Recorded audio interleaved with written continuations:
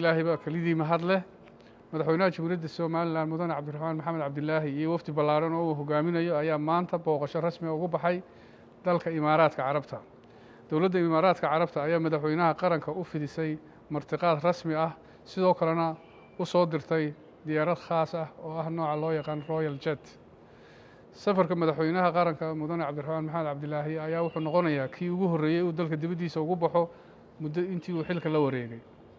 madaxweynaha waxa wafdigiisa ku wehelinaya xubno ka tirsan xukuumaddiisa sida wasiirka arrimaha dibadda, wasiirka madaxtooyada, wasiirka maaliyadda iyo horumarinta dhaqaalaha, taliyaha sirdoonka qaranka, la taliyaha sare ee madaxweynaha arrimaha dhaqaalaha iyo madaxa xafiiska madaxweynaha iyo howlwadeenno kale. sidoo kale safarka madaxweynaha waxa ku wehelinaysay marwada koowaad ee qaranka marwo Farduus Maxamed Rooble.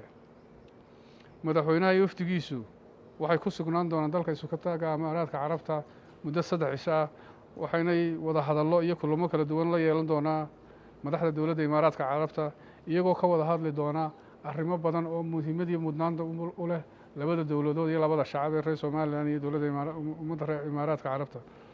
muddada uu madaxweynuhu booqashada rasmiga ku joogo dalka Imaaraadka Carabta wuxuu kulano la yeelan doonaa jahliyadda reer Soomaaliland ee ku nool dalka Imaaraadka Carabta.